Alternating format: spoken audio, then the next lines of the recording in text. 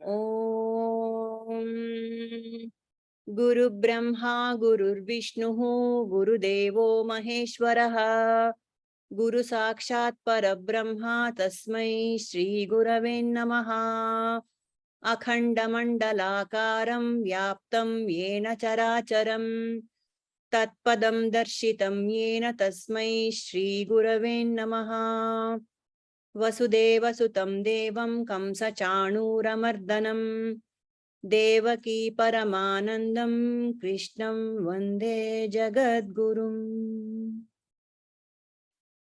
Yes, so people, let us continue, and when we are all done sharing our own understanding of our respective shlokas, we can go to the next chapter next week.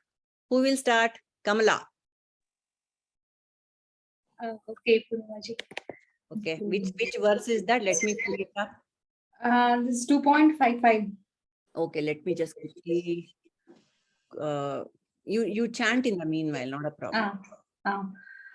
Shri Bhagawanuvacha Prajahati yada kaman sarvan partha manogatan atmanyevatmana tushtaha stita prajnastadochyate. In the last sloka, Arjuna asks what are the qualities of a tranquil person. So in this shloka, Bhagavan answers for that. He says, when a man renounces completely all his desires, and when he is fully satisfied with mind fixed in Atma, then he is declared to be a man of steady wisdom. Yes. So, desires, here desires should be completely given up. So the Lord uses the word prajahati instead of jahati, implying that it should be completely given up. Okay. There should not be any residue in the innermost mind also. So even if the smallest seed is left in the mind, it grows, and there is always a danger to the seeker to get into the delusion. So all the desires should be given up. Wow. So so these desires are very ancient, means it is taken root in the subtle body through innumerable birth. So these are that's why they are called vasanas. Having established themselves firmly by spreading their roots deep inside the subtle body, they cause that endless cycle of birth and death to the man, and pulling us to the samsara and bondage. It creates bondage. So that is the reason Bhagavan is telling that it should be completely given up. So the second thing is satisfied with mind fixed in the Atma. So when all the desires are cast off, the mind becomes quiet. So that is the very source for the fullness of joy. So the bliss is not something outside; it is completely inside. When we give up all the our desires towards the material satisfaction in the world, then what left behind is about the satisfaction that we get from self. So through a purified mind. So the mind is purified, and in the purified mind, the bliss of Atma will flourish. Yes. So that is the secret of Vedanta. So to remove the impure covering and get that Ananda, we need to have some practice, right? So when we, Adi Shankara says Viveka and Vairagya. Yes. So discrimination. So what is good thing? What is bad thing? What a kind of good thing we need to cultivate and inculcate.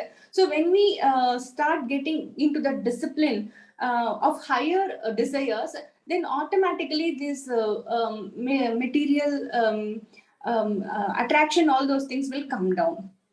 Correct. Yeah. Very nice. Yeah. Anyone wants to else wants to share about this? Sita Prajna Lakshana, the first shloka which Bhagavan tells. Prajahati yada kaman sarvan parthamanogataan atmanyevatmana tushtaha sthita prajnasya uchyate. Who else wants to share? Please. I want to say something. Yes. Yes. She said, no, the vasanas, the conscious mind is only 5%. There is 95%. We know only the tip of an iceberg. There is a whole big mountain down below of vasanas, which we have collected over so many janmas, as Kamala said. Yeah. And we are absolutely unaware of it. But when the time comes to take a decision, we are totally swayed by the vasana, and accordingly we take decision. If there is a fight, one person will get into the fight. Another person, fight, run away. Another person will say, let me be a good judge and solve the problem. So all this is dependent on the vasana. What vasana you have. For example, this example itself I will tell you. Now, Kamala has explained it. All of you are quietly listening. But suddenly, I feel like talking. It is because of the vasana. Just for you to understand the situation. Please understand why I'm telling this. You will now connect immediately with this. That's why I'm telling. So it is really your tendencies. For example, one person will have a food vasana, one person will have a talking vasana, one person will have a Sleeping vasana. Sleeping vasana. Sleeping vasana. Another person will be lethargic vasana. Another person will be a hyper vasana. So it is all dependent on the vasana, how your life goes on. Yes.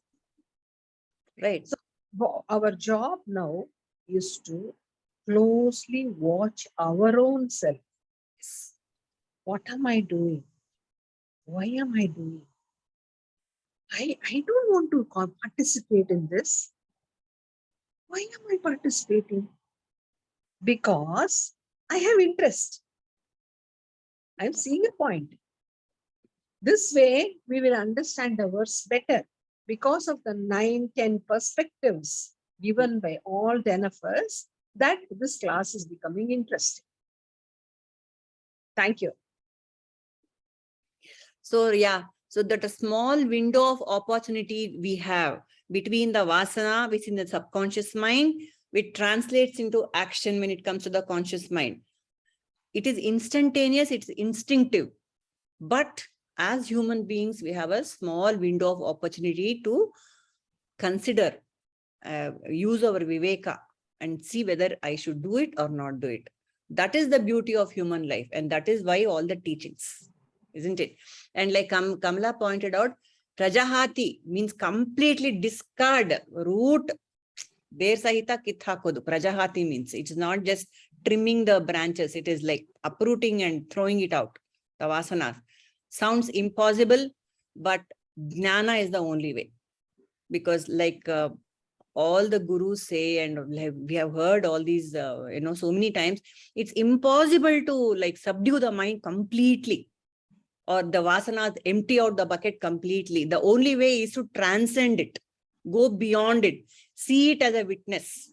That's the only one. That's the only way. When you see that vasana as a witness, it dries up. It's like putting your clothes out to dry. See, why they are holding a control over us is because we are not aware that they are exercising this control, isn't it? Like Nirmala said, we are not. I'm not aware that I'm a slave of the vasanas. So the moment I recognize something for what it is, it becomes powerless, isn't it? Anybody And else? Overnight, it cannot be done. No. Gradually, you start observing Once you start observing, you will realize Yeah. what is happening. Mm. And then slowly, one by one, you negate it. And then suddenly you will feel that you really don't have any vasana. So the key phrases in this particular shloka is sarvan kaman, every little desire. Vasana, not, you can't hold on to one vasana and say, okay, little one, I'll hold on to one little vasana, I'll let the others go. No, all the bandha vasanas have to go. So that is also, let us be very clear. Let us not get very, depressed about what all vasanas to give up. It is the bandha vasanas that we need to give up. The vasanas that bind us, that raga, dvesha, moha. Those vasanas we need to give up with the relationships around the world. The bhoga vasanas, they are fine. I mean, we actually, the bhoga vasanas, we ourselves exercise some control. I shouldn't eat too much. I shouldn't sleep too much. I shouldn't have too much sugar. All that we do consciously, right? To keep the body, fit. So the bhoga vasanas, we take care of ourselves, but the bandha vasanas are what we need to be very, very careful about. Sarvan kaman manogatan. What are the bandha vasanas? The bandha vasanas are the one which make you do it again and again. In and again. Like I am having an appus mango. I like the taste very much. Immediately what happens? Next time when I see the appus, I say, You saliva. wow, this appus, I should have it. And So you it go great becomes lengths. Yeah. after that, I will lose control. I see appus, I know I have to have it. True. So that is called bandha. Yeah. I have a thought on that. I was wondering about this liking about food. Isn't that a bhoga vasana? Because the body is enjoying, the senses are tasting it. Yeah, but are you able to let go of it if need be? That is the yardstick. Can you do without it when you are called upon to do so? No, so that's a desire that has gone out of control. If I cannot control the craving, yes, then that desire. Correct. So yes, when we then that discussed becomes about a bandha. Then that becomes a bandha vasana. Yeah. oh, okay, got it. Yeah. See, So why I bhoga is not necessarily a craving. Isn't bhoga a craving? bhoga is a craving, but just enough, it's okay. It's like it's only on the superficial level. Every day you have to eat. Okay. We have to eat, we have to Eat 3 enjoy, we times. need entertainment. All that is fine. But are you able to let go of it? Is it become this thing with you? Is it binding you? Is it taking you upwards or downwards? All those things. And one little example which Prabhuji gives, which I want to share here. Suppose a person is fond of just sleeping and eating. Just sleeping and eating. I love to sleep and I love to eat. That is the vasana. And this vasana is so deep rooted that when this person, the universe decides that, oh, this person, this being needs to eat and sleep. That's the main, intention of this life. So the next birth will be a python. Scary, but that's how it works. You only eat and you only sleep. So we have to be very, very careful. Even while we are choosing words to describe ourselves. What do you like? Oh, I love to sleep and I love to eat.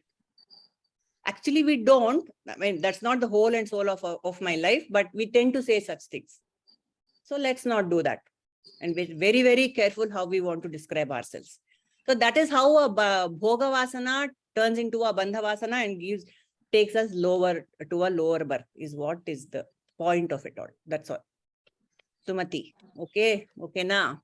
Purnimaji, I have one more thing. Yeah. So, we have a verse of Sharda Devi where she says, desires for knowledge, devotion, and salvation cannot be classed as desires. Correct. Because they are higher desires. Correct. One should first replace the lower desires with higher desires. Correct. And then renounce the highest desires also and become absolutely free. Correct. It is said that the highest freedom is the freedom from becoming free. I'm not able to understand giving up of highest Correct. say You that. know, the route, the path is from the tamas, one moves to rajas, right? Tamas is the easy to overcome actually. Tamas is easy to overcome because the body compels you to get up and do something. Yes or no? For all sorts of things. So tamas to rajas. Now people, some of us, we get stuck in rajas. Always the feel the need to do something, go do this, do that. Either in a negative manner or in a positive manner. Let's all take in a positive manner. We are rajasic in nature. We want to do something about everything. We want to fix the world. We want to fix the family. Which is fine. So from sattva, from tamas to rajas. Now we have come to this class, which is also a rajasic activity. You have to do so many things to come to the class. That is fine. And then from rajas, we move to sattva. That's the natural path. In the sattvic, it is easy to get out of rajas also. Prabhuji says, it's easy to get out of rajas also and say, no, I just don't want to listen to any Vedanta. I don't want to do any class. I don't want to prepare any notes. I'll just sit. Atmanyeva Atmana Tushtaha. I'm very happy. I'm just going to sit quietly. And I'm just going to satsangs. I'll listen. I'll do bhajans. I'll do japa. That is sattvic ego, which is very, very, very good. But one tends to get stuck in because it's still ego. No, Kamla, it is still ego. I like it. I like japa. I like satsang, which is very good. Of course, it takes you to the higher path. But if you want to get out also, if you want to get out of the clutches of ego also, that also has to be transcended, is the point. That's what Sharda Devi means. If you are not ready, you better if be you stuck in are not sattva. ready, even in sattva, if you stop, okay, fine, let me start doing my japa and let me just forget about all classes. There is a tendency that you will fall to tamas. Slip. You will slip. Yes. You have to hold on to sattva as long as it takes. Yes. You have to hold on to Don't be sattva. in a hurry. Just because you read something, Yes. you Correct. should not be in sattva. So Correct. let me stop everything and do. Yes. And I will meditate. When I sit and meditate, I am not ready yet.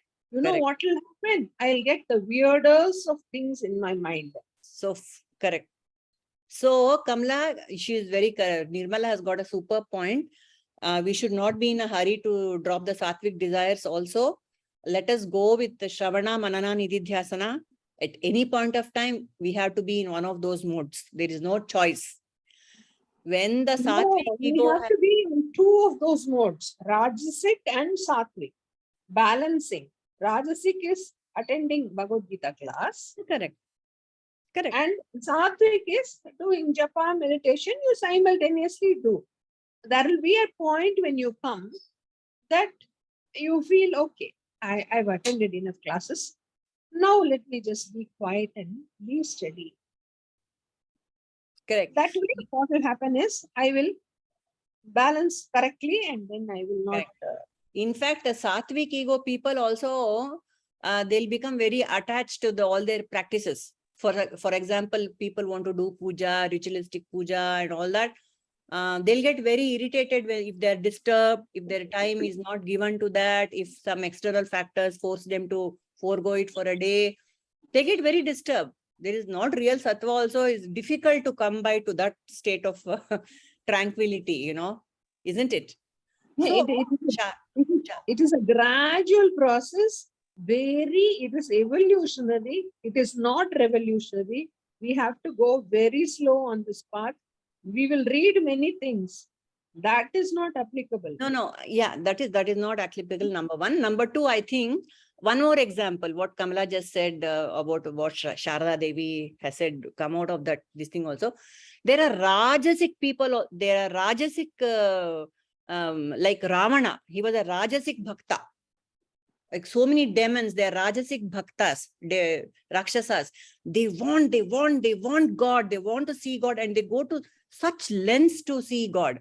That kind of ego needs to be dropped. No, Kamala, that desire also needs to be dropped, alva. That Ravana kind of ego, where he removes his intestines and starts playing the veena. That is a Rajasic Bhakta. Those kinds of desires are also very harmful.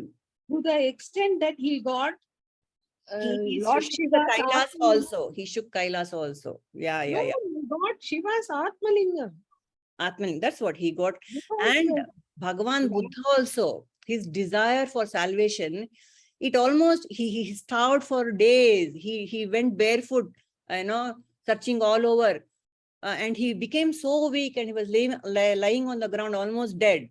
When this lady comes and tells, if you don't have a body, how will you even practice? So that is also a desire that which went too far. that is why in Bhagavad Gita it comes, no, Yukta Ahara Viharasya. Perfect. Nirmala, excellent point. In that Dhyana Yoga, Krishna says, Yukta Ahara Vihara, everything to be in moderation. See, beautiful, Nirmala. Thank you so much. Yukta Ahara Viharasya.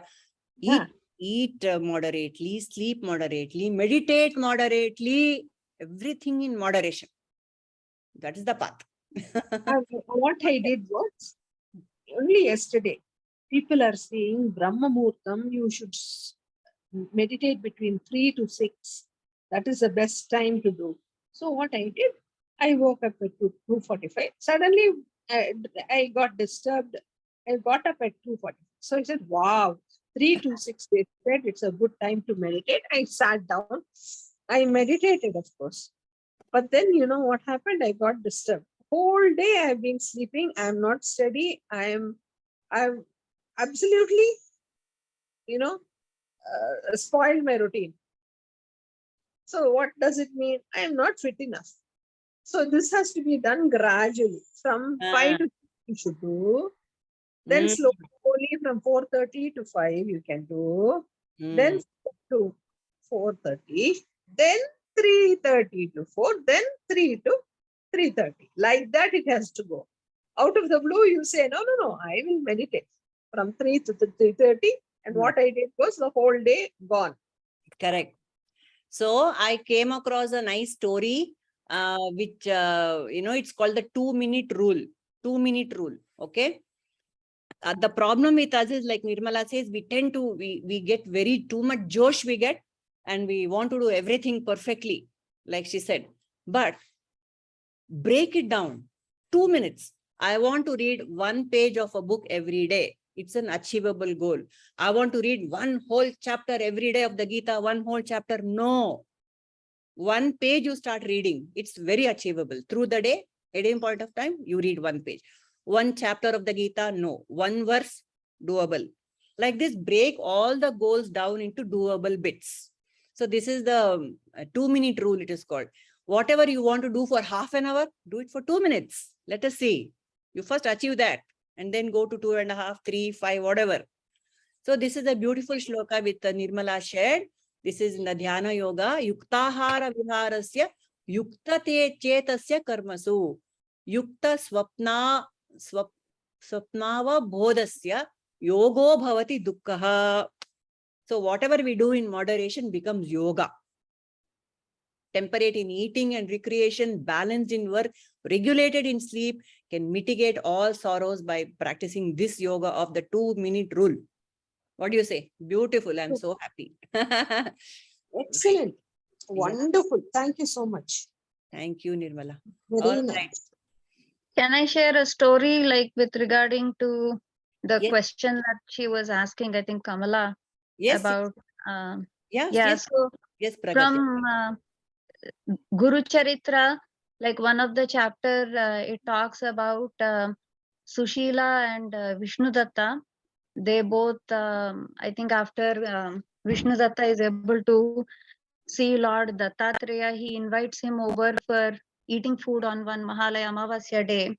Okay. And after Dattatreya comes with Agni Deva and Surya Deva, they 3 have the bhojan on Amavasya day. At the end, Dattatreya is very pleased and he says, ask me for any boon and I'm going to give it to you or grant it to you. And neither Vishnudatta nor Susila have any desire for a boon.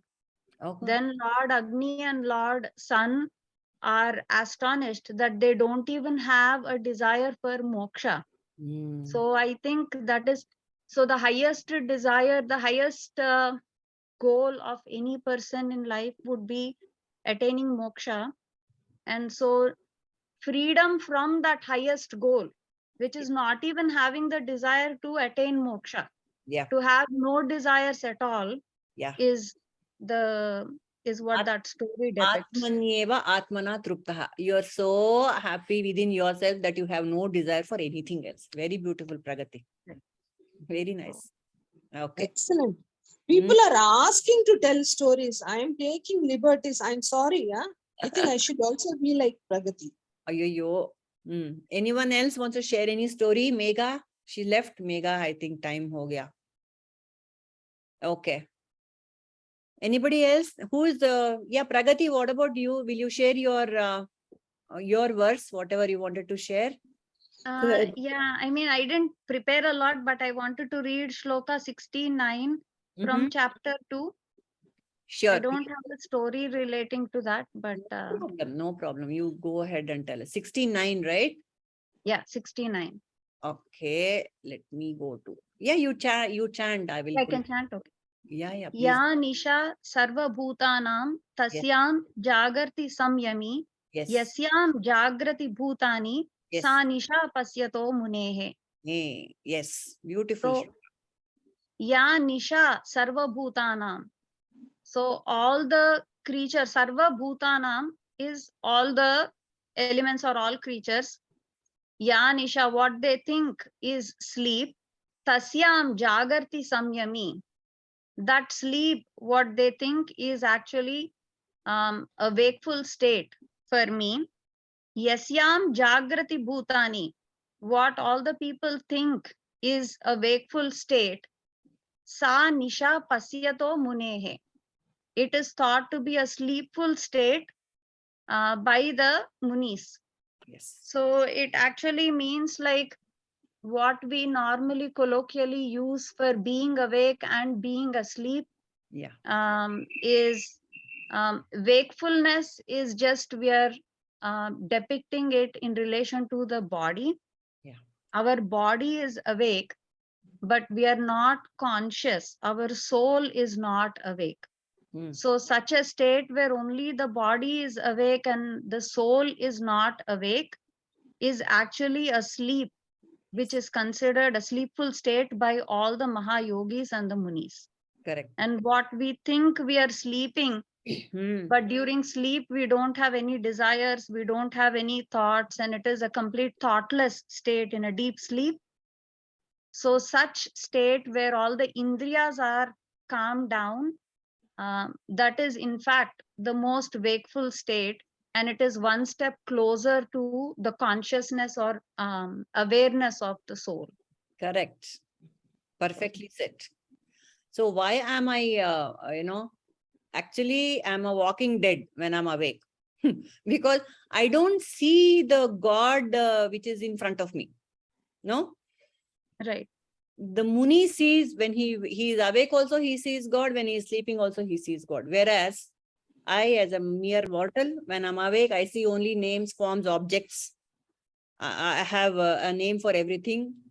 I don't see the reality within the objects of the world. I don't say, I'm not able to say Jivo Brahmaiva Napara. I'm not able to see the reality underneath the waking world that I see. And when I'm sleeping, like Pragati said, I'm completely, all the vasana, they have got into causal form, and I'm unaware of that also. I'm sleeping completely. I'm not even aware of anything. The world is dead to me. That is also not waking sleeping state. And that is when the Muni is awake to that state all the time. That screen of consciousness is always apparent to the Muni all the time. Beautiful. Yeah. Yes. I want to tell an example for this. Yes, please. The thing is, I have a friend. She is so excited to go for shopping, buying jewels and all. She comes and says, come, Dharmala, let's go. It's so nice, wonderful. I have to do all the Diwali shopping. Please come with me. I say, please, you go ahead with some other friend of yours. I'm not interested in that crowd and that sari shopping and jewelry. No. This is, she's awake and I'm asleep. Another example is, I'm talking excitedly about the Bhagavad Gita class I attended to a friend of mine. And she says, it is so boring. So she is asleep and I am awake. Nirmala, when you go to the mall with your friend and you're able to see all the excitement and the noise and all, when you're able to see the consciousness behind that, when you see the Brahman, then you're awake all the time. What do you I say? am not interested. She's not Raga, Dvesha, Viyukta. You don't have Raga and Dvesha also, no, to the shopping. No dvesha. I find it very difficult to be in the crowd. See, that is also Raga and a Difficult, Dvesha. no, difficult in the sense. No, It is I know a you can exercise. purposeless. No. It is a purposeless waste of time. What do you say, people, to that? You should remain unaffected if being in between that also. No, you are not interested. No, if That, you're not that shouldn't interested, matter. That shouldn't matter. no, Right. that shouldn't matter. But Mm. I don't have to go there. Yeah, you can exercise a choice, Nirmala. Yeah, You that can is all. exercise a choice. That is different. Yeah, But even if you're forced to go, then you should be able to retain your sense of balance. That's it. I can retain my sense of balance, but Ah. I will be such a boring person for them that they will never again call me. That is fine. Mission- That is that's the a strategy. choice. That is fine. That is fine. Mission accomplished. Mission accomplished. Of As course, they it is. say. One thing, Tell. Sarva Bhuta Nivasosi Vasudeva. So Vasudeva or Krishna is in everything, all pervasive, every action, every animate, inanimate thing, everywhere. So Mm, like a shopping mall is also Vasudeva and home is also Vasudeva. correct. So Sthita Prajna, who gets to a point where he realizes Vasudeva in everything, Yes. would be blissful in every place, every state. Yes. Yes, Nirmala. Correct. Mm, Correct. I agree with you. mm. But this example was mainly given so that you people get the, I mean, it was theory. What Mm. you said is a night for somebody and a day for somebody. Right. To It that limit. was, Yeah. True. Take it only to that extent. yes. All right. Mm. Okay, got it. अगर जाना पड़ता है तो जाती हूँ. Mm, It's okay. mm. But what I'm trying to tell you is, Yes, got it now. I'm now, that is the reason. Yeah, got it. Yes. Next. I Tell- can tell- go next. I Yes, can go ma'am. next. Yes, please. Mine is 2.27. Mm. Jatasya hi dhruvo mrityu, dhruvam janma mritascha, tasmat aparihare rit na tvam sochitam arahasi. Arhasi. Yes. Arahasi. Mm, That is like death is certain. One who is born has to die. Yep. It's inevitable. This is the whole concept of this particular shloka, and we should not feel bad for it or cry or something. That's what Krishna is explaining to Arjuna over here. Mm. And that is most interesting thing. We are born as human. We know we will die one day, but still, most of the time we keep thinking we are living forever over here. We would forget what we are doing and we get carried away everything around us. Our body is made out of 5 elements. Body dies, it perishes, and it gets into back to the 5 elements. Only which stays is Atma. Like again, we can share the story of Yaksha. Yes. One is when Yaksha will ask all the Pandavas who go in search of the water, all the four brothers don't return. When Dharmaraja goes in search of the brothers and he wants to have the water of that particular pond, Yaksha will ask some questions. Only then he can have water. So one of the question what Yaksha asked to Dharmaraja is, what is the most surprising thing? And Dharmaraja will say, death is the most surprising, because we don't have a definite time and date and space or anywhere. So that's the most surprising thing. And that's, we don't know. At least we can say now with the science and technology, everything happening, we can control the birth of the baby or baby getting delivered. But death is something we cannot say when a person is dying. There's another story which Prabhuji shared in one of his video was an astrologer. He knows that he will die on a specific time and day. What he would do is he would go hide himself in a donkey shed. The stable of a donkey stable. Donkey shed, and he tries to cover with the donkey skin and everything, so that he thinks Yamaraja, who will come in search of him, cannot find, because he's covering with the skin of a donkey and all. But still he gets killed in the donkey shed, because snake will come and bite him.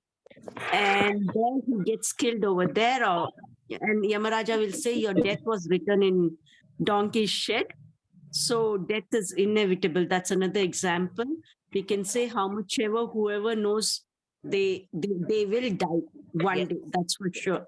So whatever we have to do it in the right way with dharma, our duty. And think about what's our next birth would be. Correct. Yeah, right. So I have a beautiful message which I would love to share with you all about how to spend my life. You know, when not all of us are fortunate like Parikshit Maharaja to know when you're going to, perish, isn't it? Right. So we have a beautiful this thing here. Wait, how do I share it? Okay. Yeah, Parikshit Maharaj also the same thing. He knew death was coming. He made good use of it. He made good use of the knowledge. Bhagavatam, And like Markandeya, that little boy, he made good use of it. He knew he was going to die very fast. So he made good use of it and realized God. But what about us? He goes to Sukha Maharishi and Sukha, he says, I have only 7 days and what can be done? So that time Sukha Maharishi tells a story of Muchukunda. One Raja who knew 2 hours later he's going to die. Within 2 hours, he was able to get himself disconnected from the whole world. And he qualified himself to the extent that he was able to get over. Oh, yeah. See, that's what this quickly. I'll read this message. Before this life is snatched away, make the infinite visible to you now. Don't put off your search for God until your old age or hope somehow to reach him when you die. A thief is a thief before sleep. After sleep also, he's still a thief. Similarly, we don't become angels introduced to God when we die. We are the same after death as before. Make God visible to you in this visible life. When he comes, you will know such joy, such love, such wisdom, such understanding. A negative state of desirelessness is not the goal of life. The goal is eternal fulfillment of all desires. The trouble is you allow the lesser desires to prevent you from fulfilling the only lastingly meaningful desire for God. Once you find him, all other desires are satisfied. If you will use your nights for meditation when everyone else is asleep, you will find God. Never go to bed without making that effort. What of it if you lose a little sleep?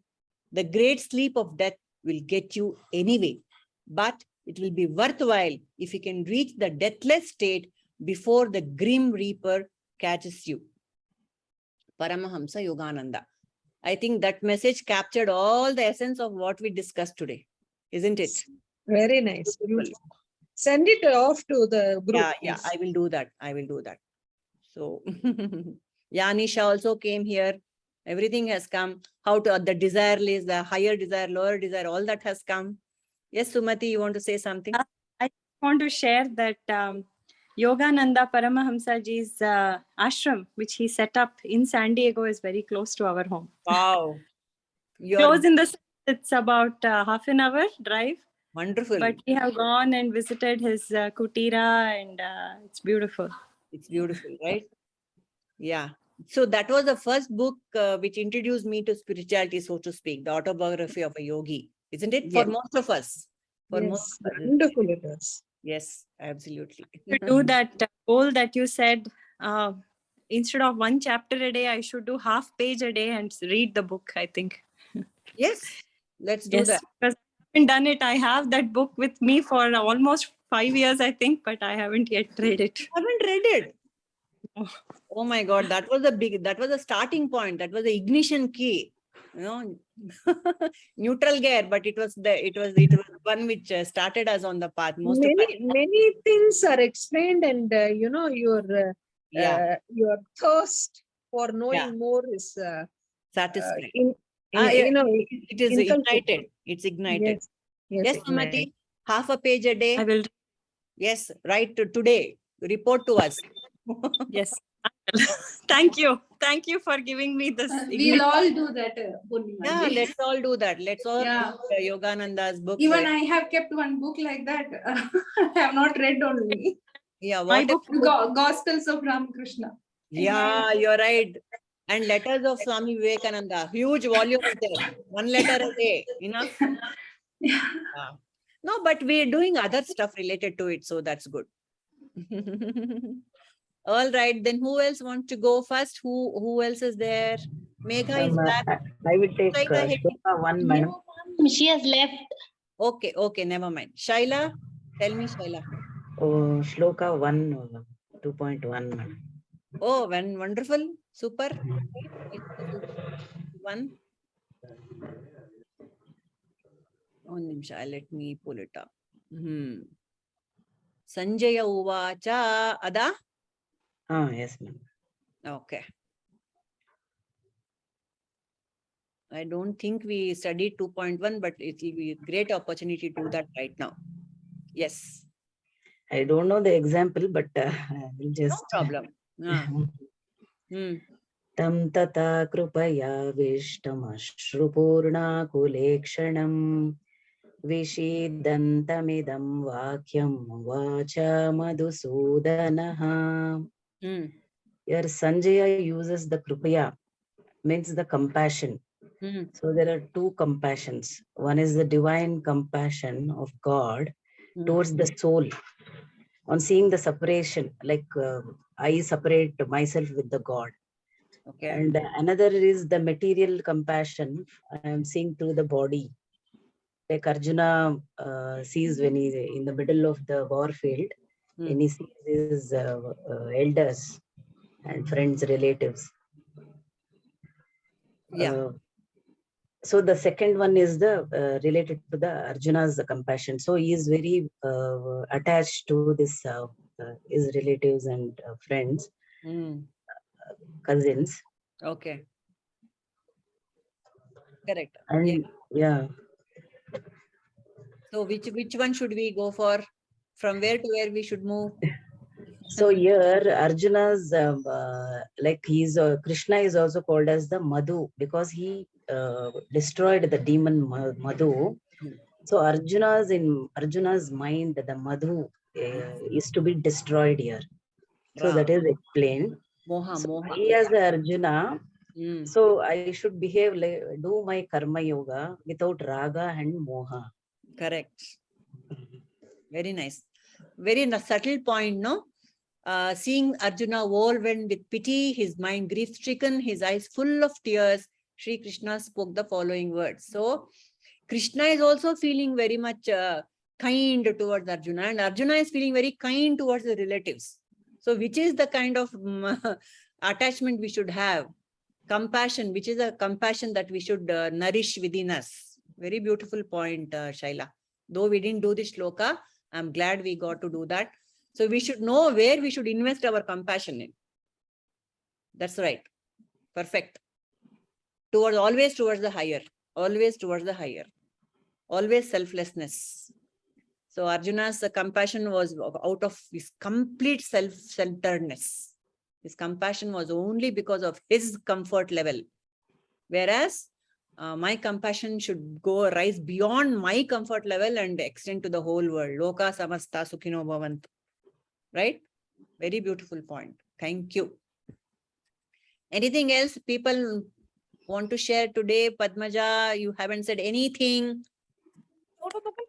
Good Sounds very- morning. So I wanted to tell one thing what Nirmala was telling, that if you wanted to get up at 2:45 and then it's like, one by one.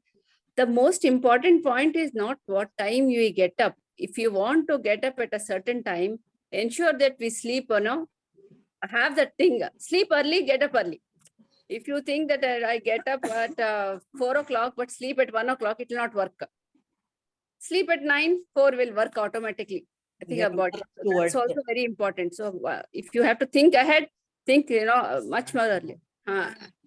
Even the small goals, you need to work towards it. Correct. Even the smallest goal, you need to work towards it. Correct, Padmaja. Yep. Anything else? Neha, anything you have to say, add to all this? Jayashree. Else we will close for the day. Sorry, Purnima, hi. Hi. Actually, I have a question. Somebody was talking about how death cannot be controlled, but we have begun to control birth. Yeah. But somehow I have come to understand that I don't think we are controlling. Yes, it is all destiny, I feel. It is. We are in apparent control. Even I had that point when Anu said that we can control birth. That is also destiny only. What comes to my mind, what the astrologer gives the date, what the doctor decides, that is also predestined. No, Anu. That's predestined, but people do use to certain extent for their benefit. Yeah, for their benefit. Yes. So that everything jives with the astrological calendar. Nothing bad happens to them or something. So indirectly, they are trying to avoid the time and try to work in their favor. So that's the destiny of the child, which is to be born. Simple. Yeah, it will be still be born with that, but they're trying to control that. If possible, people even will try to do the death also. And that was the same story. The astrologer went and hid himself in that particular barn or shed to avoid death. So it goes both ways, how people accept or don't accept it. The only way to control death is like Bhishma. He was a Ichha Marani. He was given the boon, which turned out to be a curse, I think.